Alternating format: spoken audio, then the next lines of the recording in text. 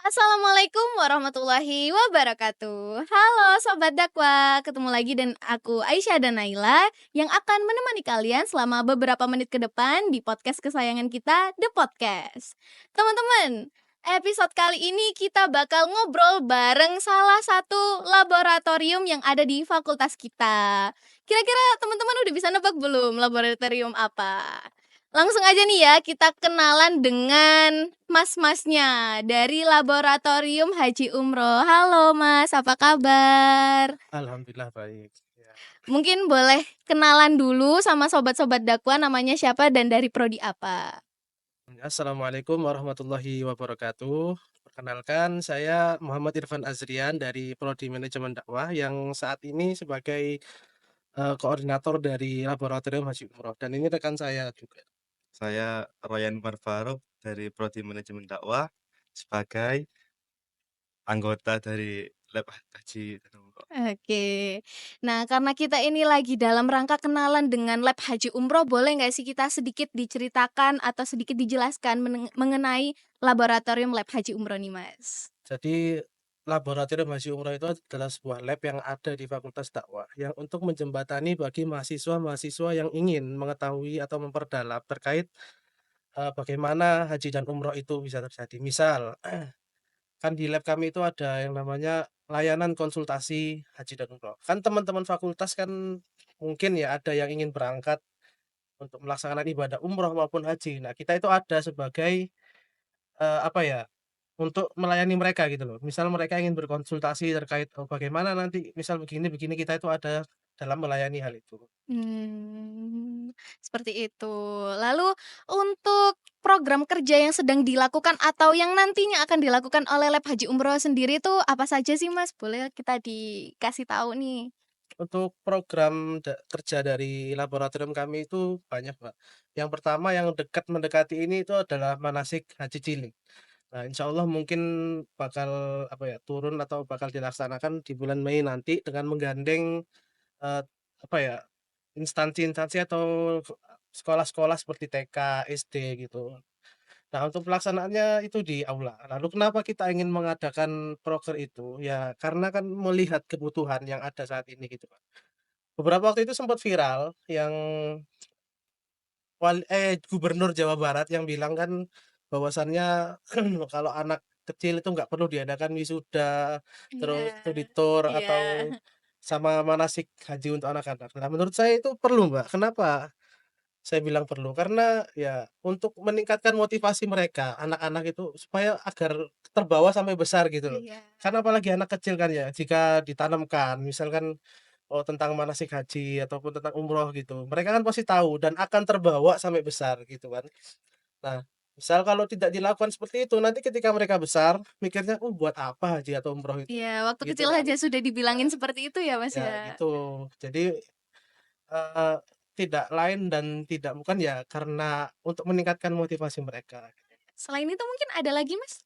Ada lagi nanti itu proker kami insyaallah ya, yang namanya itu bootcamp. Bootcamp pelatihan tour leader untuk mahasiswa pastinya kan, ya. Apalagi di manajemen dakwah yang mana fokusnya itu kan ada kelembagaan Islam dan Mhm. satunya kan manajemen haji dan umroh.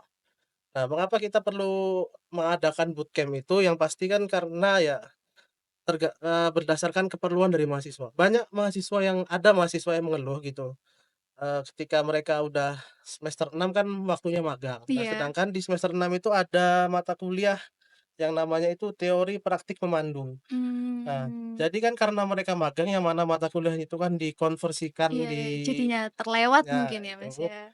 sehingga tidak ada mereka mendapatkan keilmuan mata kuliah itu. Nah, jadi dari kami itu ingin mengadakan yang namanya pelatihan itu. Untuk ya bekal mereka seandainya mereka ingin meneruskan, misal setelah kuliah itu ingin jadi tour leader dari Mmm. pariwisata ataupun tour leader haji dan umrah. Kita kan ada di situ sebagai fasilitasi gitu, Pak.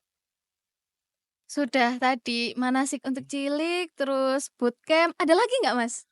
Untuk yang sedang berjalan yaitu ada layanan konsultasi. Nah, Ah, layanan iya. konsultasi itu bagi siapapun mahasiswa yang ingin, berkonsultasi terkait bagaimana nanti haji dan umroh, keadaan di sana bagaimana, nah kita Mmm. itu Nice. ada di situ. Pak, gimana Pak? Seperti itu ya, Mas, ya? Oke. Lalu mungkin, karena berhubung haji umroh ini nggak hanya tentang kita yang ada di fakultas dakwah ya, Mas, ya, tapi tentang, jamaah-jamaah yang akan berangkat haji di tahun ini mungkin ya, Mas, ya. Mungkin kita bisa dibagikan seputar, berita ataupun hal-hal yang perlu disiapkan nih untuk jamaah haji nanti di tahun ini. Jadi untuk apa ya, untuk jamaah haji yang keberangkatan tahun ini berbeda dengan tahun-tahun sebelumnya. Ya karena membludaknya jamaah ya, semakin tahun semakin banyak. Jadi, Iya.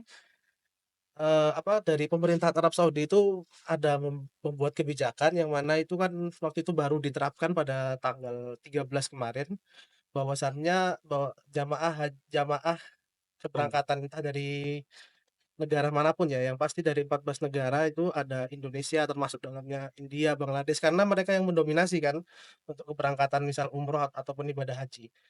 Jadi kebijakan dari Arab Saudi itu mengatakan bahwa paling maksimal masuk ke Arab Saudi. Arab Saudi itu ya, tanggal 13 April kemarin. Nah, sedangkan terakhir keluar atau tidak ada lagi jamaah yang di sana itu tanggal 29. Meskipun dia itu berangkat tanggal sebelumnya ya menggunakan visa visa ziarah itu kan bisa 3 bulan. Nah, kan kalau tenggatnya 3 bulan kan lama berarti situ kan, masih sempat untuk haji di sana. Iya. Nah, karena ada pembatasan seperti itu tidak bisa jadinya. Jadi orang yang harus berangkat ke sana pada saat ini tuh memang harus visa haji gitu. Nggak bisa kita pakai visa umroh ataupun visa iqomah yang ada di Mhm. sana ataupun visa ziarah. Nah, itu nggak bisa. Waktu itu ada kalau nggak salah ya, sepengetahuan saya itu ada yang masuk menggunakan visa visa ziarah. Mhm. Nah, ingin masuk tapi dari Indonesianya udah ditahan duluan. Waktu itu Iya. daerah Di mana ya? Jakarta, Jakarta ya? di Soekarno-Hatta Itu kan ditahan, jadi nggak bisa apa namanya, nggak bisa Lanjut, berangkat. lanjut. berangkat. Soalnya kan dari Indonesia sendiri yang menjaga gitu, apalagi kalau Arab Saudi ini nggak main-main, Iya, ketat ketatnya kan. ya. Nah, itu kan, kalau sampai ada yang nggak anu, apa namanya, kalau kebablasan ya, Iya. Iya. kebablasan itu malah sulit di Indonesianya. Pertama dendanya juga kan banyak, Mmm. terus juga ada larangan nanti kena banet jadinya Iya. nanti kan. Larangan 5 tahun nggak boleh Nah, kembali ke iya Saudi. kan, itu Oh, kan ada susah. ya kayak Ya gitu? ada, Oh. hanya itu untuk, mengantisipasi ya supaya tidak terjadi hal yang begitu. Kan nggak main-main juga peraturan Arab ini kan. Jadi taati saja peraturan yang Iya ada ya, Mas, ya. iya, Ada lagi, Mas? berita apa apa, Pak, yang Atau mungkin yang harus dipersiapkan selain berkas dan semacamnya mungkin, apa? ya ini beliau ini punya travel jadi mungkin bisa Ayo melanjutkan. mungkin boleh di-sharing deh, Mas, di-sharing saja mungkin, hal-hal yang, biasanya ini dari jamaah umroh ini lupa untuk disiapkan tapi sebenarnya itu wajib untuk disiapkan sebagai jamaah umroh itu, Mas. Haji umroh gitu. Mungkin dari kesehatan atau perlengkapan gitu, Mas? Kalau menurut saya mungkin dari jamaah biasanya kan ada penyakit bawaan ya. Oh, iya. Nah, itu jarang orang-orang itu membawa obat yang tidak cukup sebagaimana dia berada di Saudi. Contoh, Oh, semisal kita di Saudi 16 hari. iya. Nah, beliau cuman membawa 1 emplek, itu cukup hanya seminggu. Jadi, Oh, habis itu susah, jadinya bingung ya, Mas, bingung, ya? karena obat di sana juga mahal kan. Mahal.